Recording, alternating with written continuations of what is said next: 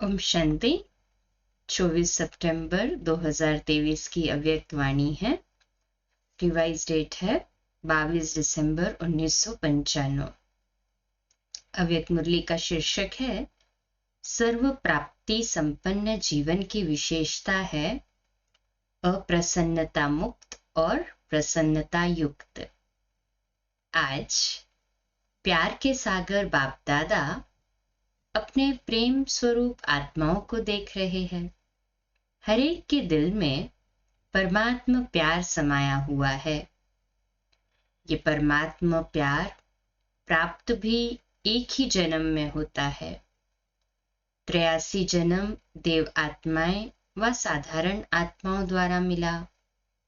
सोचो, याद करो, सारे कल्प का चक्कर लगाओ। स्वदर्शन चक्रधारी हो ना, तो एक सेकंड में सारे कल्प का चक्कर लगाया। 83 जन्मों में परमात्मा प्यार मिला था? नहीं मिला। सिर्फ इस संगम पर एक जन्म में परमात्मा प्यार प्राप्त हुआ है ना सभी को? दिल से कहे हाँ जी बाबा। तो अंतर को जान लिया ना। आत्माओं का प्यार और परमात्मा प्यार कितना अंतर है। साधारण आत्माओं का प्यार कहाँ ले गया, क्या प्राप्त कराया, अनुभव है ना। और परमात्मा प्यार कहाँ ले जाता, अपने स्वीट होम और स्वीट राजधानी में। आत्मा प्यार राज्य भाग्य गवाता है और परमात्मा प्यार राज्य भाग्य दिलाता है। और इसी जन्म में, ऐसे नहीं कि सिर्फ भविष्य के आधार पर चल रहे हो, नहीं, डायरेक्ट परमात्मा प्राप्ति तो अब है।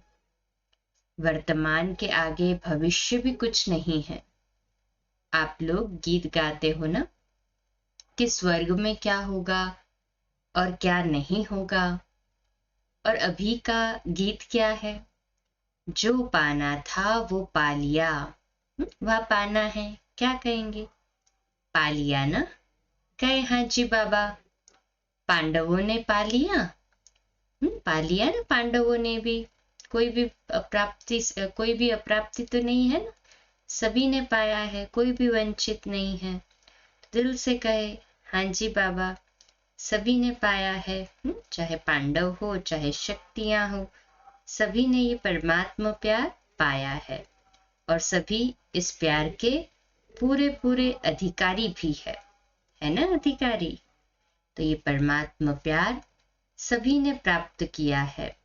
और ये परमात्मा प्यार ही ऐसा है जो राज्य भाग्य दिलाता है, न केवल इस जन्म में परंतु 21 जन्म के लिए। तो अभी हमारे दिल से यही गीत निकलता है कि पाना था सो पा लिया। तो पांडवों ने भी पाया। गोपियों का तो गायन है ही। इस समय का गायन है कि अप्राप्त नहीं कोई वस्तु ब्राह्मणों के खजाने में। देवताओं के खजाने में नहीं, ब्राह्मणों के खजाने में। तो अभी ब्राह्मण हो ना, तो अनुभव करते हो कि अप्राप्त नहीं कोई वस्तु। और ये प्राप्तियां अविनाशी है, अल्पकाल की नहीं है। तो जिसको सर्व प्राप्तियां हैं उसके जीवन में क्या विशेषता होगी? सब प्राप्तियां हैं, एक भी कम नहीं है, तो उसकी चलन और चेहरे में क्या विशेषता दिखाई देगी? सदा प्रसन्नता। कुछ भी हो जाए, लेकिन सर्व प्राप्तिवान अपनी प्रसन्नता छोड़ नहीं सकता। अप्रसन्नता कभी भी होती है तो चेक करो कि अप्राप्ति का अनुभव होता है या सर्व प्राप्तियों का। आज बाप दादा ने बहुत ही सेवा केंद्र और उपसेवा केंद्र देखे। विदेश में नहीं, देश में सेवा केंद्र देखे। सेवा केंद्र में विशेष तो सेवाधारी है। तो आज चक्कर लगाते हुए सेवाधारी और सेवा स्थान दोनों देखे। हर एक स्थान में, चाहे छोटे चाहे बड़े, सभी में चेक किया कि सेवाधारी तन से, मन से, धन से और सेवा से, संबंध संपर्क से कितने प्रसन्न हैं, क्योंकि विशेष तो यही बातें हैं। तो क्या देखा, तन तो सबके पुराने है ही, चाहे जवान है, चाहे बड़े हैं, छोटे और ही बड़ों से भी कहाँ कहाँ कमजोर है। चाहे बीमारी बड़ी है, लेकिन बीमारी की महसूस था कि मैं कमजोर हूं, मैं बीमार हूं, ये बीमारी को बढ़ा देती है, क्योंकि तन का प्रभाव मन पर आ गया तो डबल बीमार हो गए। तन और मन दोनों से डबल बीमार होने के कारण बार बार सोल कॉन्शियस के बजाय बीमारी कॉन्शियस हो जाते हैं।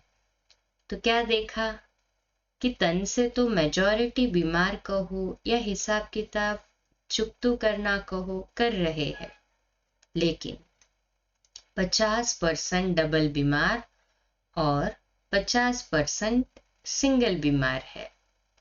बाकी होना क्या चाहिए? कभी भी मन में बीमारी का संकल्प नहीं लाना चाहिए कि मैं बीमार हूं, मैं बीमार हूं, नहीं। लेकिन होता क्या है, ये पाठ पक्का हो जाता है कि मैं बीमार हूं। कभी कभी किसी समय बीमार होते नहीं है, लेकिन मन में खुशी नहीं है तो बहाना करेंगे कि मेरे कमर में दर्द है, क्योंकि मेजॉरिटी को या तो टांग दर्द या कमर का दर्द होता है। कई बार दर्द होता नहीं है, फिर भी कहेंगे मेरे को कमर में दर्द है। अभी उसकी चेकिंग कैसे हो? डॉक्टर्स के पास इसका कोई थर्मोमीटर है जो कमर दर्द है या नहीं वो चेक कर सके? एक्सरे कराओ, ये कराओ, वो तो और ही खर्चा लगाओ। तो क्या देखा, तन के बारे में सुनाया, कई सेवाधारी ऐसे दिखाई दिए। सेवाधारी तो आप सभी हो, ऐसे नहीं समझना सिर्फ टीचर्स की बात है। सेवाधारी आप प्रवृत्ति वाले भी हो ना, कि जो सेंटर्स पर रहते हैं वो सेवाधारी है। आप लोग प्रवृत्ति में रहने वाले भी सेवाधारी हो। कभी आपके घरों का भी चक्कर लगाएंगे, देखेंगे कि कैसे सोते हो, कैसे उठते हो, डबल बेड है, सिंगल बेड है। अच्छा, ये तो आज के चक्कर की बात है। आजकल के हिसाब से दवाइयाँ खाना ये बड़ी बात नहीं समझो, क्योंकि कलयुग का वर्तमान समय सबसे शक्तिशाली फ्रूट ये दवाइयाँ हैं।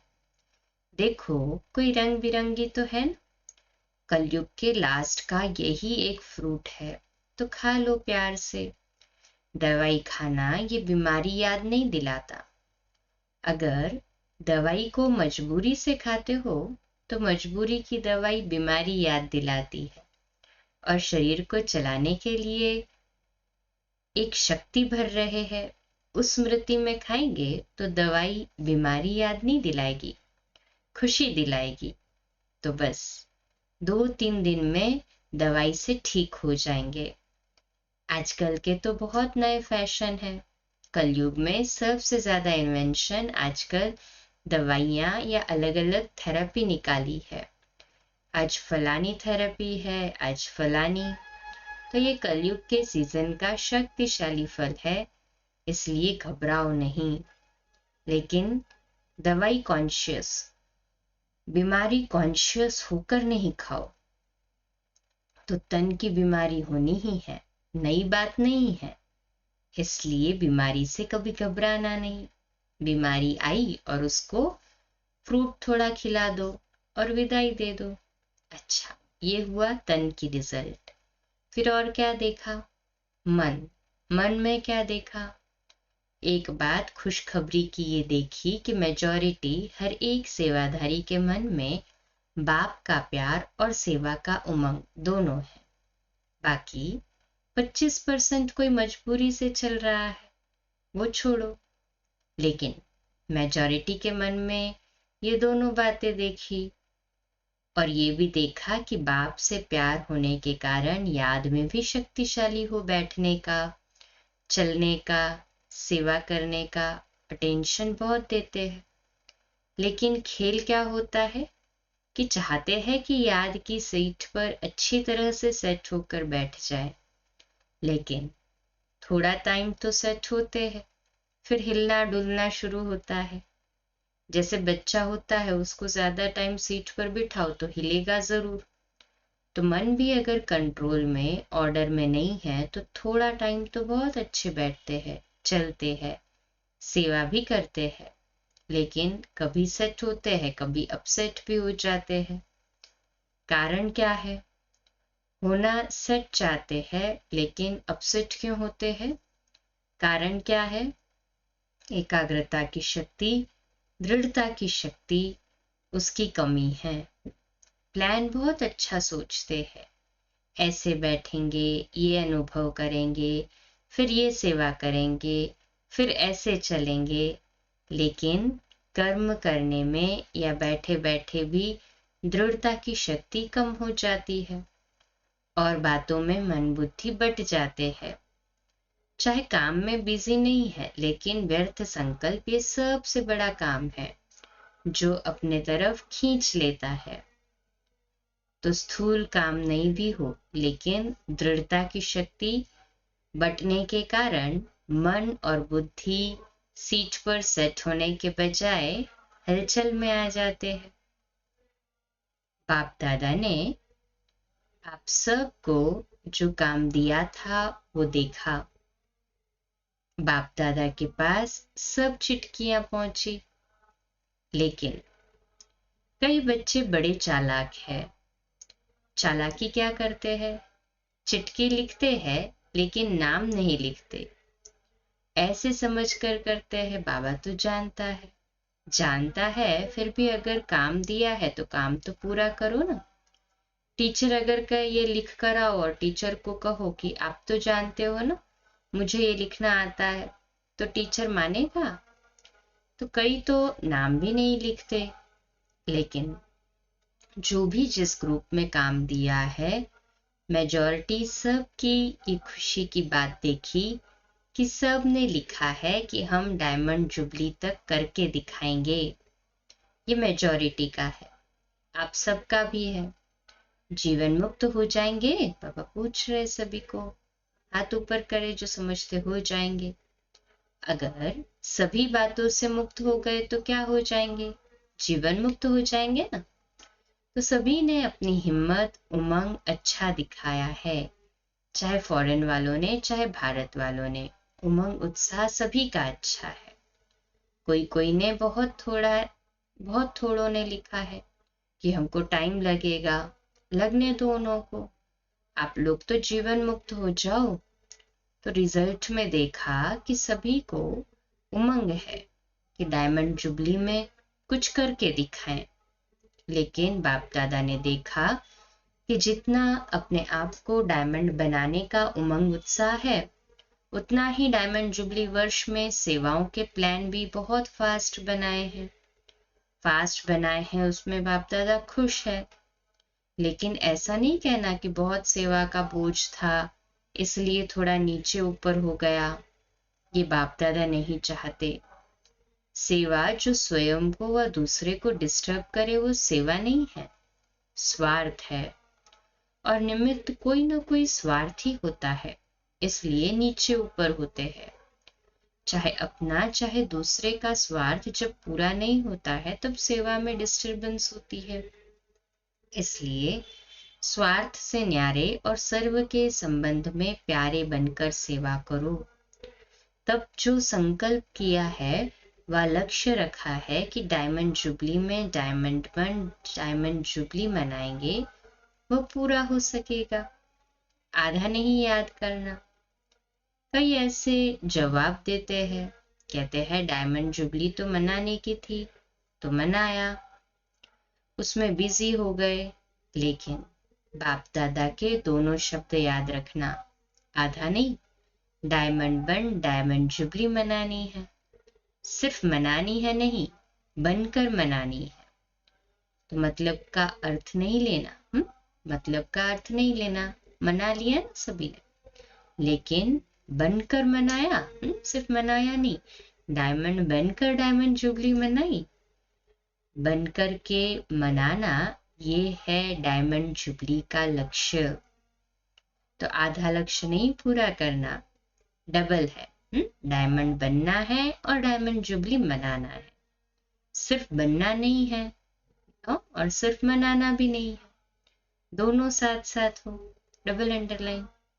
और आप सबको मालूम है कि जब आप डायमंड जुबली के व डायमंड बनने के प्लान बना रहे हो तो आप सबसे पहले माया भी अपना प्लान बना रही है। इसलिए ये नहीं कहना क्या करे बाबा, हिम्मत कम हो गई है, माया बहुत तेज है, माया को अपने पास रखो, राज्य आप करेंगे और माया को बाबा संभालेंगे। राज्य तो आपको करना है ना, माया जीत जगत जीत बनना है। तो माया को जीतने के बिना जगत जीत कैसे बनेंगे? इसलिए चारों ओर अटेंशन प्लीज, समझा? अच्छा, चक्कर का आधा सुनाया, आधा फिर सुनाएंगे। सेंटर कोई कोई तो बहुत अच्छे सजे सजाए और कोई सिंपल तो कोई बहुत रॉयल, कोई बीच के भी थे। ज्यादा है तो समझते हैं कि रॉयल लगे, कोई वीआईपी आवे तो उसको लगे कि सेंटर अच्छा है। लेकिन अपना अर्थात ब्राह्मणों का आदि से अब तक का नियम है कि न बिल्कुल सादा हो न बहुत रॉयल हो, बीच का होना चाहिए। ब्रह्मा ने तो बहुत साधारण देखा और रहा, लेकिन अभी साधन है, साधन देने वाले भी है। फिर भी कोई भी कार्य करो तो बीच का करो, ऐसा भी कोई न कहे कि ये क्या लगा दिया है पता नहीं, और नो कोई ये कहे कि ये तो अभी राजा ही ठाठ हो गया है। तो आज का पाठ क्या है? मुक्त तो सबसे हो गए है ना, सबसे मुक्त होने की प्रतिज्ञा हो गई है ना। पक्की है या घर जाएंगे तो कहेंगे कि मुश्किल है? पक्का रहना, माया को डायमंड जुबली में मजा चखा कर दिखाओ। मास्टर सर्वशक्तिमान हो, कम तो नहीं हो। अच्छा, डबल फॉरेनर्स भी बहुत आए हैं, स्थापना के कार्य भी डबल, हाँ स्थापना के कार्य की डबल शोभा, डबल विदेशी है। बाप दादा जानते हैं कि कितने मेहनत से युक्ति से यहाँ पहुंचते हैं। अगर लगन कम हो तो पहुंचना भी मुश्किल हो। एक तरफ बाप दादा सुनते हैं कि मनी डाउन हो गई है और दूसरे साल देखते हैं तो और भी विदेशी ज्यादा आ गए। तो ये हिम्मत है ना। रशिया का ग्रुप भी आया है ना, रशिया वालों ने टिकट कहाँ से लाई? इन्हों की कहानियां बहुत अच्छी सुनने वाली है। टिकट कैसे इकट्ठी करते हैं उसकी कहानी बहुत अच्छी है। ये तो सब होना ही है, जब है ही कागज पेपर ही है, चाहे डॉलर कहो चाहे पाउंड कहो, है तो पेपर ही। तो पेपर कहाँ तक चलेगा? सोने का मूल्य है, हीरे का मूल्य है, पेपर का क्या है? मनी डाउन तो होनी ही है, और आपकी मनी सबसे ज्यादा मूल्यवान है। जैसे शुरू में अखबार में डलवाया था ना कि ओम मंडली रिचेस्ट इन दी वर्ल्ड, कमाई का साधन कुछ नहीं था। ब्रह्मा बाप के साथ एक दो समर्पण हुए और अखबार में डाला रिचेस्ट इन दी वर्ल्ड। तो अभी भी जब चारों ओर ये स्थूल हलचल होगी, फिर आपको अखबार में नहीं डालना पड़ेगा। आपके पास अखबार वाले आएंगे और खुद ही डालेंगे, टीवी में दिखाएंगे कि Brahma Kumari is richest in the world, क्योंकि आपके चेहरे चमकते रहेंगे। कुछ भी हो जाए, दिन में खाने की रोटी भी नहीं मिले तो भी आपके चेहरे चमकते रहेंगे। तो चारों ओर होगा दुख और आप खुशी में नाचते रहेंगे। इसी को ही कहते हैं मिरुआ मौत मलू का शिकार। इसलिए बाप दादा ने आज कहा कि ब्राह्मण जो सच्चे हैं, ब्राह्मण जीवन में श्रेष्ठ जीवन के लक्ष्य वाले हैं, उसकी विशेषता है प्रसन्नता। चाहे कोई गाली भी दे रहे हो तो भी आपके चेहरे पर दुख की लहर नहीं आनी चाहिए। प्रसन्न चित्त। गाली देने वाला भी थक जाएगा। हो सकता है ऐसे बाबा पूछ रहे। कहे हाँ जी। ये नहीं कि उसने 1 घंटा बोला, मैंने सिर्फ 1 सेकंड बोला। सेकंड भी बोला या सोचा, शक्ल पर अप्रसन्नता आई तो फेल हो गए। इतना सहन किया ना, 1 घंटा सहन किया, फिर गुब्बारे से गैस निकल गई, तो गैस वाले गुब्बारे नहीं बनना। और चाहिए ही क्या? बाप मिला, सब कुछ मिला। गीत तो यही गाते हो ना। तो ऐसे टाइम पर ऐसी ऐसी बातें याद करो तो चेहरा नहीं बदलेगा। ऐसे नहीं उसके आगे जोर जोर से हंसने लग जाओ तो वो और ही गर्म हो जाए। प्रसन्नता अर्थात आत्मिक मुस्कुराहट, बाहर की नहीं, आत्मिक। तो आज का पाठ क्या रहा? सदा प्रसन्नता मुक्त और प्रसन्नता युक्त, डबल। समझा? अच्छा। चारों ओर के बाप दादा के प्रेम स्वरूप आत्माओं को, सदा स्वयं को अप्रसन्नता से मुक्त करने वाले तीव्र पुरुषार्थी आत्माओं को, सदा याद और सेवा के बैलेंस द्वारा सेवा की सफलता पाने वाले भाग्यवान आत्माओं को, सदा बाप को प्रत्यक्ष करने के उमंग उत्साह में रहने वाले देश विदेश दोनों के सर्व बच्चों को, बाप को अपनी खुशखबरी लिखने वाले, अपनी सेवा का उमंग रखने वाले ऐसे बाप के सदा स्नेही और समीप बच्चों को बाप दादा का याद प्यार और नमस्ते। हम रूहानी बच्चों की रूहानी माता पिता बाप दादा को याद प्यार, गुड मॉर्निंग और नमस्ते। वाह बाबा वाह, शुक्रिया बाबा, शुक्रिया। आज का मीठा वरदान, अखंड स्मृति द्वारा विघ्नों को विदाई देने वाले मास्टर सर्वशक्तिमान भव। तो आज का सोमान, मैं मास्टर सर्वशक्तिमान आत्मा हूँ। मैं मास्टर सर्वशक्तिमान आत्मा हूँ। इसका विश्लेषण, संगम युग विघ्नों को विदाई देने का युग है। जिसको आधा कल्प के लिए विदाई दे चुके उसको फिर आने न दो। सदा याद रखो, हम विजयी रत्न है, मास्टर सर्वशक्तिमान है। ये स्मृति अखंड रहे तो शक्तिशाली आत्मा के सामने माया का विघ्न आ नहीं सकता। विघ्न आया फिर मिटाया तो अखंड अटल नहीं कहेंगे। इसलिए सदा शब्द पर अटेंशन दो। सदा याद में रहने से सदा निर्विघ्न रहेंगे और विजय का नगाड़ा बजता रहेगा। स्लोगन है, ईश्वरीय सेवा में खुद को ऑफर करना ही बाप दादा की आफरीन लेना है। अच्छा, कम बोलो, धीरे बोलो, मीठा बोलो, सत्य बोलो, सोच समझ कर बोलो। निमित्त भाव, निर्माण भाव, निर्मल वाणी। आज का नया दिन आप सभी को मुबारक हो, मुबारक हो, मुबारक हो। शुभ दिवस। आज रात्रि क्लास 9:15 बजे, कल सुबह अमृत वेला मेडिटेशन 3:30 से 4:30 और प्रातः मुरली क्लास 4:45 बजे। ओम शांति।